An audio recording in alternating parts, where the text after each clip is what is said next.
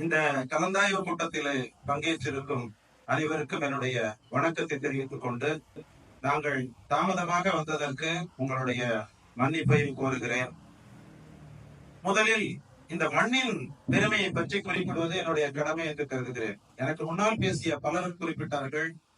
தேசிய தலைவர் மேதகவி பிரபாகரன் அவர்கள் நடந்த மண் என்று குறிப்பிட்டார்கள். வேலைப்பிள்ளை பிரபாகரன் என்கிற தலைப்பிலே வஉசி பதிப்பகம் ஒரு நூலை வெளியிட்டிருக்கிறது. அந்த நூலை நேற்று நான் படித்தேன்.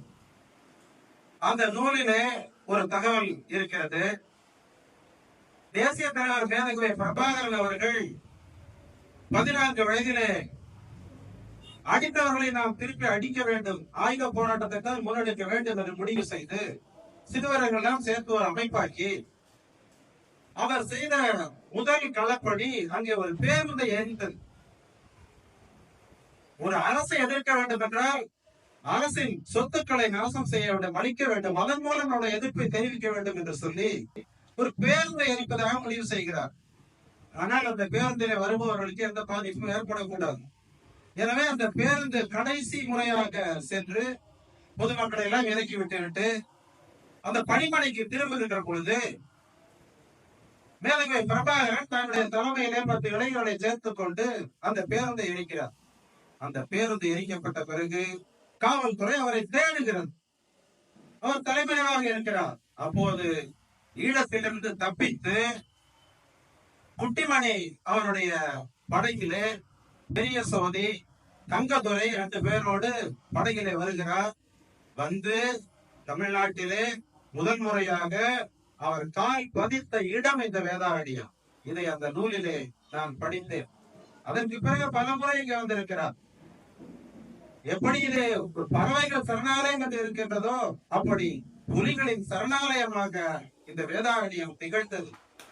இங்கிருந்து என்னுடைய மருத்துவமனைக்கு வருகின்ற நோயாளிகள் அங்கே என்னுடைய மருத்துவமனையிலே சுவரை அலங்கரித்துக் கொண்டிருக்கின்ற தேசிய தலைவரின் படத்தை பார்க்கும் போதெல்லாம் அப்படியே அந்த படத்தை பார்ப்பாங்க, ரொம்ப என்னோட நெருக்கமாயிடுவாங்க. அப்புறம் அவங்க சொல்லுவாங்க, எங்க வீட்டுக்கு தேசிய தலைவர் வந்திருந்தாரு, நாங்க அவரை பார்த்திருக்கிறோம் அப்படின்னு சொல்லும்போது நான் சொல்லுவேன், உங்களுக்கு எல்லாம் அந்த வாய்ப்பு கிடைச்சிருக்கு, எங்களுக்கு எல்லாம் கிடைக்கல அப்படின்னு சொல்லி. அப்படி தேசிய தலைவரும் விடுதலை புலிகளும் வாழ்ந்த இந்த மண், இந்த மண்ணை நினைத்து நான் பெரிதும் கொள்கிறேன். அந்த மண்ணிலே நாம் தமிழர் கட்சியின் முதல் வேட்பாளரை அறிமுகம் செய்கின்ற இந்த அறிமுக கூட்டத்திலே கலந்து கொள்ளும் வாய்ப்பை எனக்கு அளித்தமைக்காக உங்களுக்கு எல்லாம் என்னுடைய நன்றியை தெரிவித்துக் கொள்கிறேன்.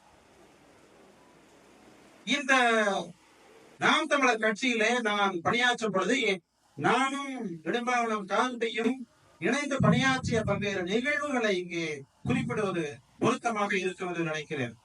நான் ஒரு சாதாரண மருத்துவனாக, ஆனால் நாட்டு அரசியலை அக்கறை கொண்டவனாக, அரசியலில் ஈடுபாடு கொண்டாதவனாக இருந்த என்னை தமிழ் தேசிய அரசியலுக்கு இழுத்து வந்தது 2009 இன படுகொலை. அந்த காலகட்டத்திலே 2008 ராமேஸ்வரத்திலே செந்தமிழன் சீமான் அவர்கள் ஆட்சிய அந்த வரலாற்று சிறப்புமிக்க அந்த உரை, அதுதான் என்னையும் இடும்பாவனம் காந்தி போன்றவர்களையும் இந்த தமிழ் தேசிய அரசியலுக்கு இழுத்து வந்தது. 2012 மன்னார்குடியிலே செங்கொடி நினைவேந்தல் பொதுக்கூட்டம், வீர வணக்க பொதுக்கூட்டம் ஏற்பாடு செய்திருந்தோம்.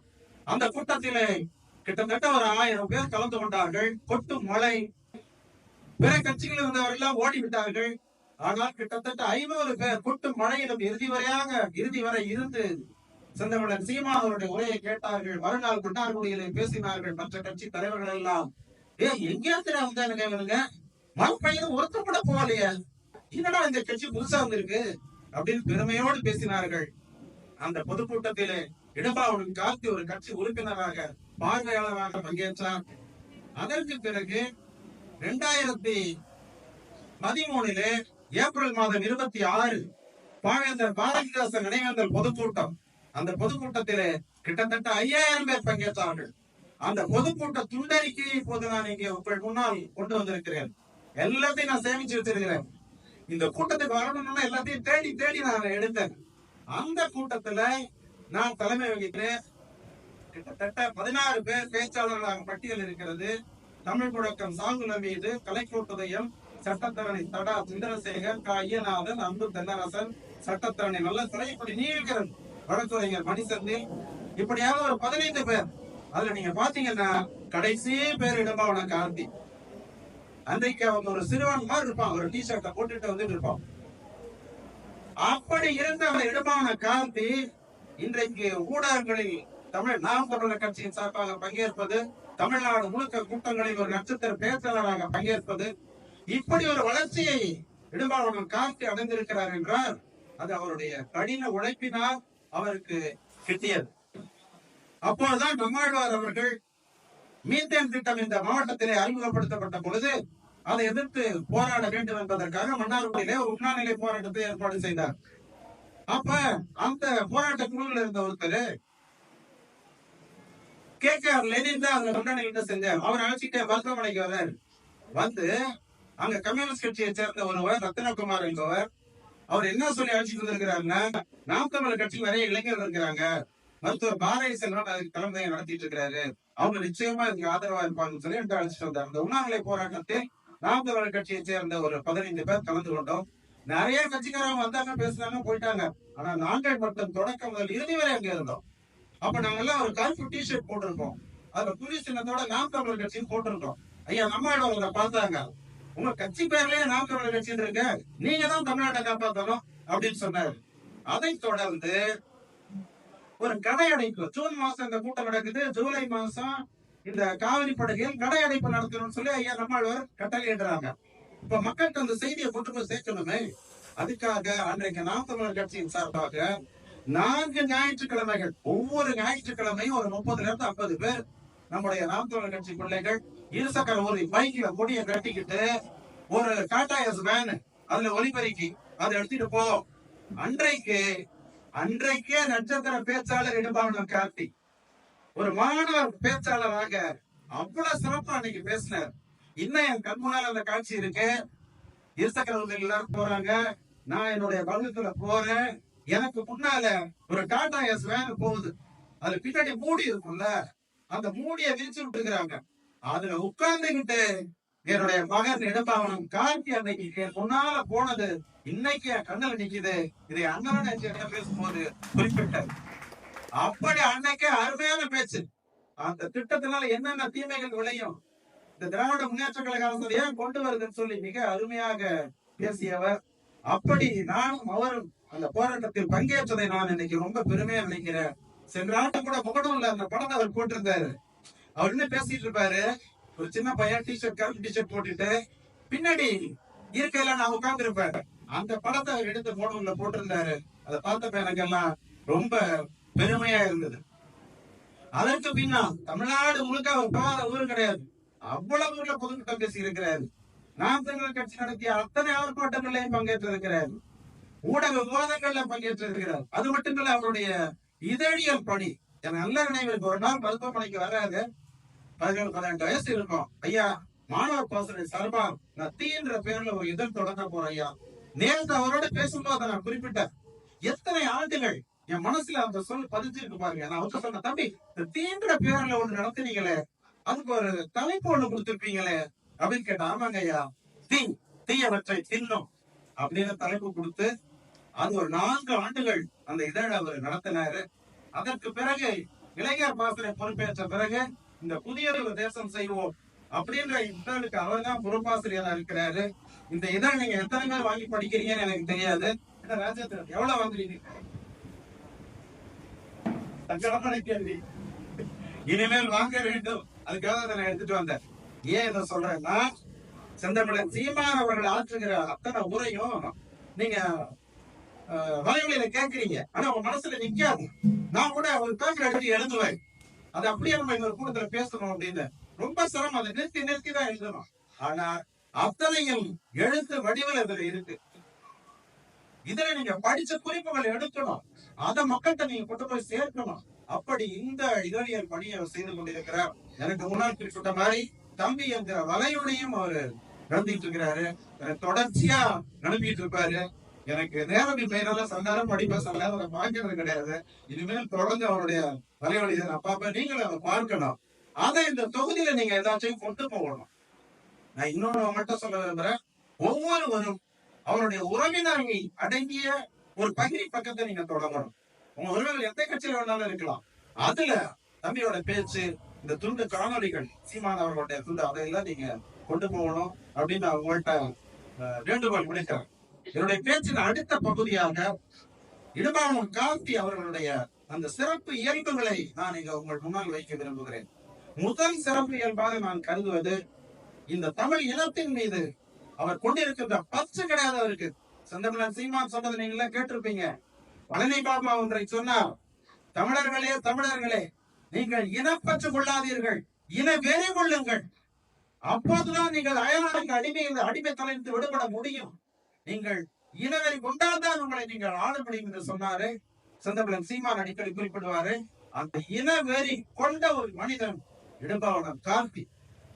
அது மட்டுமல்ல, அவருடைய அர்ப்பணிப்பு, அவருடைய விடாமுயற்சி, அவருடைய தன்னம்பிக்கை, இந்த தன்னம்பிக்கையை நான் குறிப்பிட்டு சொல்ல விரும்புகிறேன். சமீபத்திலே ஒரு படப்பிடிப்புக்காக செந்தமிழன் சீமான் அவர்கள் மருங்குளத்திற்கு வந்த பொழுது அந்த கேபினில் அவர் நான் சந்தித்தேன். அப்ப புதுக்கோட்டையிலிருந்து வந்த மண்டல செயலாளர், அப்பதான் இந்த பெரியார் ஈவேரா ஓடிட்டு இருந்தது.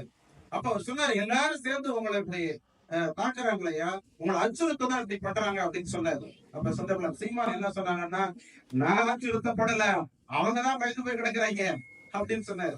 அப்ப நான் சொன்னேன், இதுக்கெல்லாம் காரணம் உங்களுடைய தன்னம்பிக்கையும் விடாமுயற்சியும் தான் சொன்னேன். அப்ப செந்தமிழன் சீமான் என்ன சொன்னாங்க தெரியுமா? நான் மேசையில் எடுத்து போனேன்.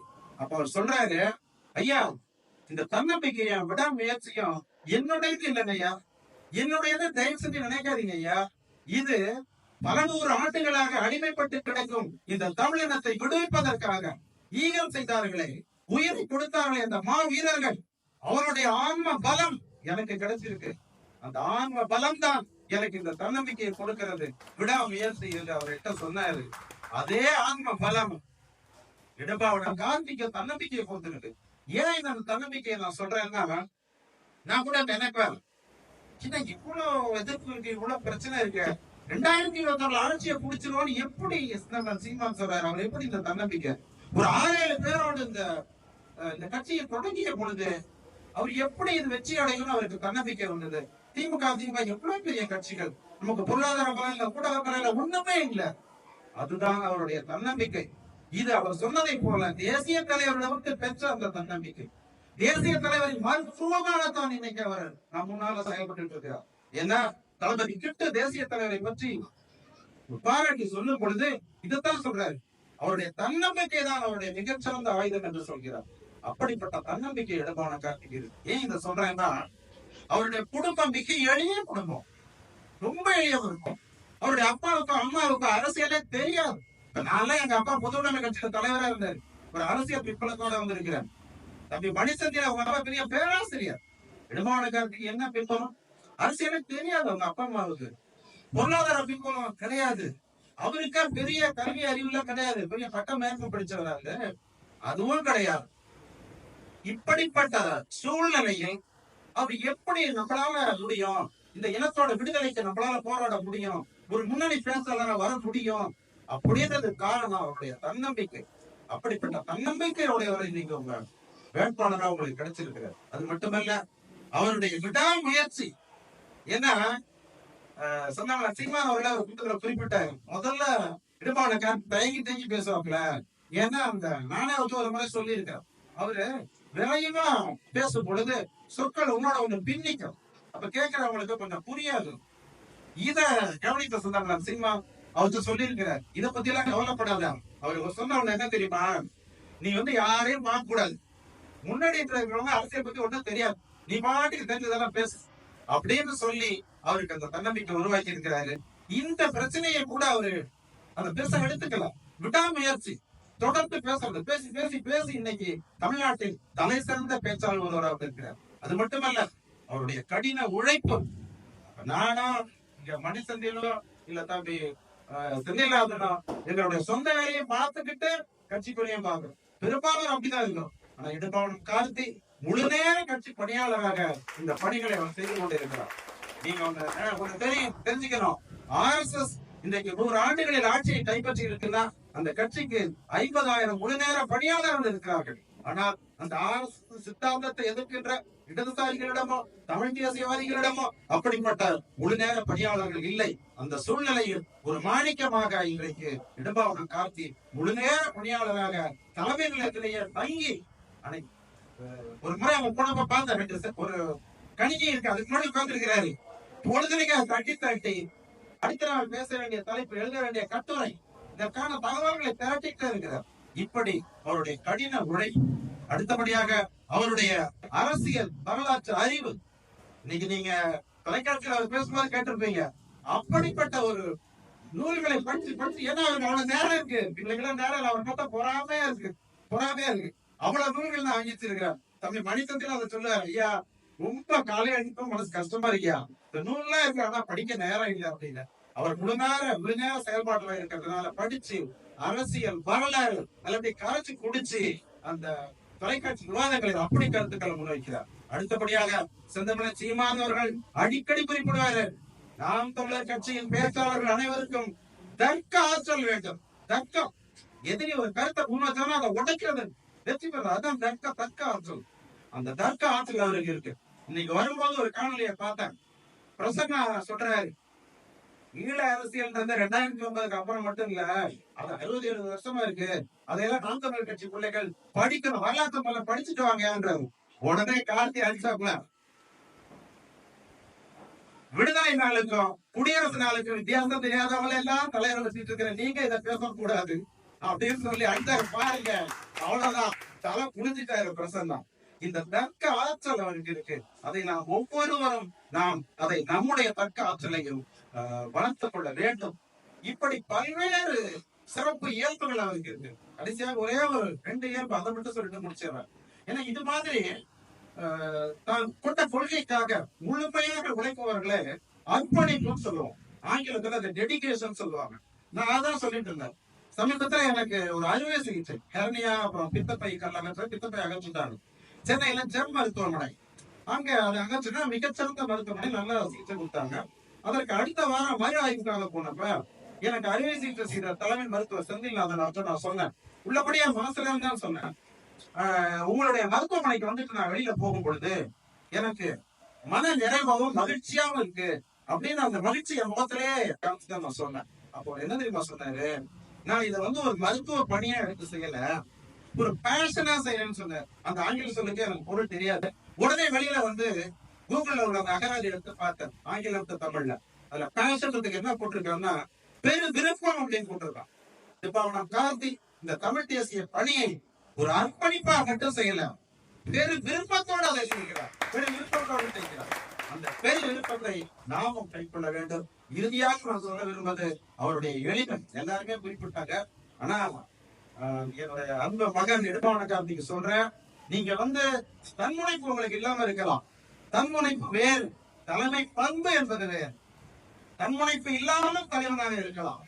இப்ப தேசிய தலைவர் இல்லையா, நம்ம செந்தமிழன் சீமான் அவர்கள் இல்லையா, அவங்க தலைமையில தான் இருக்காங்க, தன்முனைப்பு இல்ல.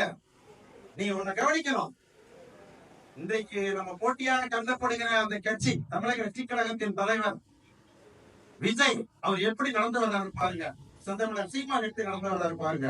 அந்த பாடி லாங்குவேஜ் சொல்றாங்கல்ல, முதல் மொழி, அந்த மாவீரர் நாளில் எப்படி நடந்து வந்தார் அந்த போடியத்துல, அவர் எப்படி நடந்து வர்றாரு விஜய் பார்த்துருப்பீங்களே, கூனி குறுகி இப்படி வருவாரு. மக்கள் யாரை நம்புவார்கள்? ஒரு தலைவரிடம் அந்த துணிச்சல் இருக்கணும், உடல் மொழி அந்த மக்களை ஈர்ப்பதாக இருக்க வேண்டும். இனிமேல் நீங்க கூடி குறுக கூடாது, செந்தமிழன் சீமான் நடக்கமா நடக்கணும். ஏன்னா தலைமை பண்பு வேற, தன்முனைப்பு வேற. பாராட்டுறேன். ஆனா நீங்கள் இன்றைக்கு ஒரு சட்டமன்ற தொகுதி வேட்பாளர் அறிவிக்கப்பட்டிருக்கிறீர்கள். பொதுமக்கள் பார்ப்பதை தலைவேண்டாம் சொல்லணும். அதனால அந்த தன்முனைப்பு இல்லை என்பதால் நீங்கள் அது மாதிரி நடத்துக்காதீங்க. செந்தமிழன் சீமான் மாதிரி நீங்க நடக்கணுன்றதையும் உங்கள்கிட்ட வேண்டி விரும்பி நான் கேட்டுக்கொள்கிறேன். எனவே இத்தனை சிறப்பு கருவிகளையும் கொண்ட இடும்பாவனம் கார்த்தி சட்டமன்ற உறுப்பினராக தேர்ந்தெடுக்கப்பட்டு 2026 செந்தமிழன் சீமான் அவர்கள் அடிக்கடி சொல்வதை போல தேசிய தலைவர் பிரபாகரன் அவருடைய புகைப்படம் பதிந்த அந்த சட்டையை அணிந்து கொண்டு சட்டசபைக்குள் ஒரு புலி போல நுழைய வேண்டும். அந்த கண்கொள்ளா காட்சியை நாம் எல்லாம் காண வேண்டும். சொந்த இடும்பாவனம் கார்த்திக் ஒரு வேண்டுகோள், நீங்கள் சட்டமன்ற உறுப்பினராகி நாம் தமிழர் கட்சி ஆட்சியில் நீங்கள் செய்ய வேண்டிய முதல் வேலையாக நான் நினைப்பது, பண்பாட்டு புரட்சி இல்லாமல் அரசியல் புரட்சி வெல்லாது. இந்த திருமலை காடு என்கிற இந்த ஊரின் பெயரை ஆரியர்கள் வேதாரண்யம் என்று மாற்றி வைத்திருக்கிறார்களே, இன்னொன்றையும் நீங்கள் புரிந்து கொள்ள வேண்டும். அவர்கள் மொழிபெயர்த்ததை போல அது திருமலைக்காடு அல்ல, வேதம் என்பதை சொல்கின்ற மலை அல்ல, மலை இடையின நகரம் மான். இங்கு மாக்கள் வாழ்கின்ற காடு இங்க இருந்ததால் திருமலைக்காடு. அந்த பெயர் மாற்றத்திற்கான நடவடிக்கையை நீங்கள் மேற்கொள்ள வேண்டும். உங்கள் முதல் நடவடிக்கை என்று உங்களுக்கு நான் இந்த வேட்பாளர் அறிமுக கலந்தாய்வு கூட்டத்திலே உங்களுக்கு நான் என்னுடைய வேண்டுகோளை வைக்கிறேன். அடுத்து உங்களுடைய பணிக்கு வர வேண்டும். முன்னாடியே தான் சொல்லியிருக்கிறாங்க, மிக சுருக்கமா முடிச்சிடுறேன். நாம் தேர்தல் அரசியல் இருக்கிறோம். வாக்குகளை பெருவாரியாக பெற்றால்தான் வெல்ல முடியும். எனவே வாக்காளர்களை நாம் சென்றடைய வேண்டும். அதற்கு என்னுடைய சில ஆலோசனை முன்வைக்கிறேன். இதுவரை நாம் தமிழர் கட்சியும் செந்தமிழர் சீமானையும் ஆதரித்துக் கொண்டிருப்பவர்கள் வலைவழி மூலம், சமூக ஊடகங்கள் மூலம், பொதுக்கூட்டங்கள் மூலம் அவருடைய கருத்தை பெற்றவர்கள் தான் நம்மை ஆதரித்துக் கொண்டிருக்கிறார்கள். இந்த கருத்துக்கள் சென்று சேராத இன்னும் நிறைய பேர் இருக்கிறார்கள். எல்லாருமே வலைவழி பார்க்கறது கிடையாது.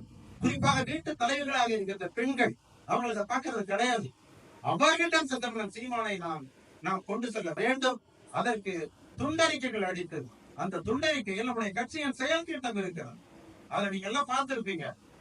எல்லாருக்கும் தரமான கல்வி, அந்த கல்வியின் அடிப்படையில் தகுதியான வேலை வாய்ப்பு, வேலை வாய்ப்பின் அடிப்படையில் சிறந்த ஊதியம், அந்த ஊதியத்தை கொண்டு வாழ்கின்ற ஒரு கௌரவமான வாழ்வு, உயர்பட்ட சிகிச்சை, மருத்துவ சிகிச்சை அனைவருக்கும், இயற்கை வள பாதுகாப்பு, சாலை ஒழிப்பு, இப்படி எத்தனையோ செயல் திட்டங்கள் இருக்கின்றன. ஏன்னா எல்லாருமே ஒரு கட்சியை குறைதான் சொல்றோம். மாற்று திட்டத்தை முன்வைக்க மாட்டாங்க. மாற்று திட்டத்தை முன்வைக்கிற ஒரே கட்சி நாம் தமிழர் கட்சி. அவ்வளவு சீமான் அவர்கள் அவருடைய முக்கியமான தளபதியை வைத்துக் கொண்டு இந்த மாற்று திட்டங்களை எல்லாம் எவ்வளவு சிரமப்பட்டு தயாரிச்சிருப்பாரு. நினைச்சு பாருங்க, எவ்வளவு சிரமப்பட்டிருப்பாரு. அந்த மக்கள் நம்ம கொண்டு சேர்க்கலன்னா அந்த உழைப்புக்கு என்ன பயன்? அதனால இது மாதிரி ஒரு குண்டறிக்கை தயார் பண்ணி நீங்க பொதுமக்களுக்கு கொண்டு போய் சேர்க்கணும். ஒவ்வொரு வீட்டுக்கும் ஒரு 5 நிமிடமாவது நீங்க பேசணும். எல்லாத்தையும் நீங்க பேச முடியாது. ஒரு பெண்களை சந்திச்சீங்கன்னா அவங்கள்ட்ட சாராய கடை ஒழிப்பு, டாஸ்மாக் ஒழிப்பு பேசுங்க. ஏன்னா அவங்க தான் பாதிக்கப்பட்டிருக்காங்க. ஒரு அரசு ஊழியரை பாத்தீங்கன்னா அரசு ஊழியரை கொடுத்து இவர்கள் நிறைவேற்ற வாக்குறுதிகள், அதை பேசுங்க. ஒரு போக்குவரத்து ஊழியரை சந்திச்சீங்கன்னா அவங்களுடைய சேவை நிலையை வாங்கிட்டு அவங்க கொடுக்கலையே, அதை பேசுங்க. இப்படி அவர்கள் தொடர்பான நம்ம கட்சியில என்ன வரைவு திட்டம் இருக்கு அதை எடுத்து சொல்லுங்க. அப்ப நம்முடைய ஆதரவாளராக அவர்கள் மாறுவார்கள். எனவே நான் கூட்டத்தின் இந்த முறையில் தொடக்கத்திலே சொல்ல நினைச்சேன். பள்ளத்தில் வரும்போது பேசிட்டே வந்தோம். பல்வேறு கட்சி சந்திக்கின்ற பிரச்சனைகள், இந்த பிரச்சனை தாண்டி எப்படி கட்சி வரப்போகுதுன்னு எனக்கு சொன்னேன். விரக்தியாவும் வேதனையாவும் இருக்குன்னு சொன்னேன். ஆனா அந்த வேதனையெல்லாம் உங்களை பார்க்கும் போதே எனக்கு போயிடுச்சு. ஏன்னா இவ்வளவு பேரு பொதுவா மற்ற தொகுதியில எல்லாம் செந்தமிழர் சீமான் வந்தாதான் தருவாங்க. இது மாதிரியான ஒரு சாதாரண கலந்தாய்வு இவ்வளவு பேரை நான் பார்த்ததே கிடையாது. அதனால நீங்க என்ன மிகப்பெரிய மகிழ்ச்சி எனக்கு உருவாக்கி இருக்கிறீங்க, தன்னம்பிக்கை உருவாக்கி இருக்கிறீங்க. அடுத்து தம்பி ராஜேந்திரன் சொன்ன ஒரு விஷயம் என்ன, முதலில் அவர் வேட்பாளராக தெரிவு செய்யப்பட்டு பிறகு இடும்பாவனம் கார்த்தியை தெரிவு செய்த பொழுது அவர் எப்படி மனமோந்து அதை விட்டுக் கொடுத்தார் என்பதை அவர் சொன்னார். இங்கே நான் குறிப்பிட விரும்புகிறேன். இந்த பாரதிய ஜனதா கட்சியில முதல் மோடி அரசாங்கத்துல ராஜ்நாத் சிங் 2வது இடத்துல இருந்த ராணுவ அமைச்சரா இருந்தார். 2வது அமைச்சரவையில ராஜ்நாத் சிங் 3வது இடத்துக்கு கொண்டு வந்துட்டு அமித்ஷா கொண்டு வந்தாங்க. ராஜ்நாத் சிங் ஒரு முணுமுணுப்பு சொல்லியிருப்பாரா? நான் கட்சியை விட்டு போறேன், கட்சியை உடைக்கிறான்னு சொல்லியிருப்பாரா? அதுதான் RSS பாரதிய ஜனதா கட்சியினுடைய வலிமை. அதை நம்முடைய கட்சியும் இன்னைக்கு வேதாரண்யத்துல அவரு செய்து பார்க்கும் பொழுது எனக்கு மிக மிக பெருமையா இருக்கு. இது அனைத்து தொகுதிகளும் இதை பின்பற்றணும். யாரை பெற்றாலும் வேலை செய்யணும். அதற்கு வேதாரண்யம் முன்னுதாரணமாக இருக்கிறது. அந்த வகையிலே உங்களை நினைத்து நான் பெருமைப்படுகிறேன். எனவே நீங்கள் தினமும் மாலையில் 2 மணி நேரம் இதுக்காக ஒதுக்கணும். இந்த கூட்டத்தோட கலந்து போயிட்டீங்கன்னா ஒன்றும் நடக்காது. செயல்படவும் தினமும் மாலை 2 மணி நேரம் உங்க பகுதியில் உள்ளவங்களை பார்த்து துண்டறிக்கை கொடுங்க. ஒரு வீட்டுக்கு 5 நிமிடம் பேசுங்க. ஞாயிற்றுக்கிழமை முழுமையா இதுக்காக ஒதுக்குங்க. இப்படி எல்லாம் பணியாற்றினால்தான் இடும்பாவனம் கார்த்தி இந்த தொகுதியிலே வெற்றி பெற செய்ய முடியும். எனவே இந்த வகையில நீங்கள் எல்லாம் பணியாற்றி 800 ஆண்டுகளாக அடிமைப்பட்டு கிடக்கும் இந்த தமிழினத்தின் விடுதலைக்கு ஒரு முதல் படியாக நாம் இந்த தேர்தல் அரசியலை நாம் கையெழுத்திருக்கிறோம். இன்னொன்றையும் நான் சொல்ல விரும்புகிறேன். ஒரு சட்டமன்ற வேட்பாளரை தேர்ந்தெடுத்து அவர் சட்டமன்றத்தில் பேசுவதன் மூலம் மட்டுமே இன விடுதலை அடைய முடியாது. இதை நல்லா புரிஞ்சுக்குங்க.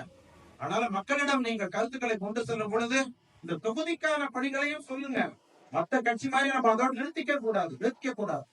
இந்த இயற்கை வளங்கள் தொடர்ந்து கொள்ளையடிக்கப்பட்டால் நாளைக்கு நம்முடைய பிள்ளைகளும் பேர பிள்ளைகளும் குடிக்க தண்ணி கிடைக்காது, சுவாசிக்க நல்ல காற்று கிடைக்காது, எல்லா நோயால் அல்லல்படுவார்கள். இந்த வடநாட்டுக்காரர் இங்கு வருவதால் நம்முடைய வேலை வாய்ப்பு பறிபோகும், நம்முடைய மொழி அழிக்கப்படுகிறது. மொழி அழிந்தால் இடம் அழியும் என்பதை மக்களின் தேவையை நீங்க அடுத்த நிலைக்கு கொண்டு வரணும். ஏன்னா திராவிட கட்சிகள் என்ன நினைக்கிறாங்க, மகளிருக்கு 1000 ரூபாய் கொடுத்தா போதும், இலவசம் கொடுத்தா போதும், வெள்ளம் வந்தா இழப்பீடு கொடுத்தா போதும். மக்களுடைய தேவையை ஒரு கீழ்நிலையிலே வச்சிருக்கிறாங்க. மக்களுக்கு தேவை போதியா, இது போதியா. நீங்க தான் பேசணும் அவங்கள்ட்ட. உலகத்தில் சிங்கப்பூர்ல மக்கள் எப்படி வாழ்றாங்க, ஐரோப்பால எப்படி வாழ்றாங்க, அவருடைய வாழ்க்கை நிலைமை எப்படி இருக்கு, அவங்களுக்கு எப்படிப்பட்ட கல்வி கிடைக்குது, எப்படிப்பட்ட சுகாதாரம் கிடைக்குது, அது நமக்கு கிடைக்கணும். அப்ப ஒரு ஆட்டம் நடக்குது, அவனோட விதிகளுக்கு ஆட்டத்தை நடத்துறான். காசு கொடுத்து ஓட்டு வாங்குறது, ஊடகத்தை வச்சு மக்களை கவர்றது. நம்ம விதிக்கு அவனை கூப்பிடணும். மக்களின் தேவை, உங்களுடைய உண்மையான தேவை என்னன்னு சொன்னீங்கன்னா அவனால செய்ய முடியாது. அவன் வேண்டாம் சொன்ன சீமான் மாதிரியா ஸ்டாலின் வந்து வீர வணக்கம் மொழிப்போர் ஈகளால முழக்க விடலாம். ஆனா மொழிப்போர் ஈகளுக்கு மொழியை காப்பாற்றி அவரால் செய்ய முடியாது. தமிழ் மொழிக்கு ஒண்ணுமே அவரால் செய்ய முடியாது. அவங்களுக்கு அக்கறை இல்லை. அதனால நான் உங்களோட கேட்டுக்கொள்வது, இப்படிப்பட்ட தமிழ்நாட்டில் பொது பிரச்சனைகளையும் நீங்க பேசணும். மத்தவங்க மாதிரி உள்ளூர் பிரச்சனை மட்டும் பேச நிறுத்திடாதீங்க. ஆனா இன்றைக்குள்ள மேல அதுவும் வேணும். ஏன்னா இவங்களை அப்படியே பழக்கி வச்சிருக்கிறாங்க. அதோடு ஒட்டுமொத்த தமிழகத்தின் பிரச்சனைகளையும் பேசுங்க. ஏன்னா நாளைக்கு நம்ம ஆட்சியை கைப்பற்றினா கூட, சட்டமன்ற உறுப்பினர் போனா கூட, நீங்க சட்டம் மசோதா நிறைவேற்றினாலும் ஆளுநர் கையொப்பம் அப்ப மறுத்தாருங்க வைங்க, நம்ம எப்படி அவரை கையெழுத்து போட வைக்க முடியும் என்றால் மக்களை திரட்டி போராடுவதன் மூலம் அழுத்தம் கொடுத்துத்தான் இந்த சட்டத்தில் அவருடைய கையொப்பத்தை நாம் பெற முடியும். ஆனால் இப்பயே நீங்க மக்களை தயார் பண்ணணும். தமிழ் தேசிய அரசியல் என்ன, ஏன் தமிழ் அடிமையா இருக்கிறான், இந்த அடிமத்தை எப்படி விடுதலை பெறுவது, உள்ளூர் கோரிக்கைகளோடு அதையும் இந்த தேர்தலை நீங்க வாய்ப்பா பயன்படுத்திக்கணும். ஏன்னா நம்ம பொதுக்கூட்டத்துக்கு ஒரு 500 பேர் வர்றாங்க, 200 பேர் வர்றாங்க. அப்ப அங்கதான் சொந்தங்களுடைய கருத்துக்கள் போகுது. ஆனா தேர்தல் இந்த தொகுதியில் 1 லட்சம் 1.5 லட்சம் வாக்காளர்களை சந்திக்கிற வாய்ப்பு உங்களுக்கு இருக்கு. அவங்கள்ட்ட நீங்க தமிழ் தேசிய அரசியலை பேசுங்க. அப்பதான் நாளைக்கு நம்ம ஆட்சியை குறித்த பிறகு கூட ஒன்றிய அரசின் மீது நடவடிக்கை எடுத்தால் ஆளுநர் கையெழுத்து போட முடியாதுன்னு சொன்னா பெரும் மக்களை திரட்டி போராடினால் கையெழுத்து போட்டுதான் ஆகணும். மக்கள் போராட்டத்தின் மூலம் தான் பஞ்சாப் புலவர்கள் அந்த 48 இன்ச்சு மார்பு கொண்ட மோடியை படிய வைத்தார்கள். மக்கள் போராட்டத்தின் மூலம் தான் ஜல்லிக்கட்டு போராட்டம் மத்திய அரசு நம்ம சட்டம் இயற்ற வச்சோம். மக்கள் போராட்டத்தின் மூலம் தான் அந்த தெலுங்கானா ஆந்திராவிலிருந்து பிரிச்சது. அதற்கும் மக்களை நாம் தயார் செய்ய வேண்டும். அதற்கு இந்த தேர்தல் பரப்புரையை நீங்கள் பயன்படுத்திக் கொள்ள வேண்டும் என்று உங்களை கேட்டுக்கொள்கிறேன். 2026 படைப்போம் புதிய அரசியல் வரலாறு. புரட்சி எப்போது வெல்லும் அதை நாளை அனுபவித்து சொல்லும். தமிழ்த்தாய் வாழ்க, தலைவர் பிரபாகரன் வாழ்க, நாம் தமிழர். நன்றி, வணக்கம்.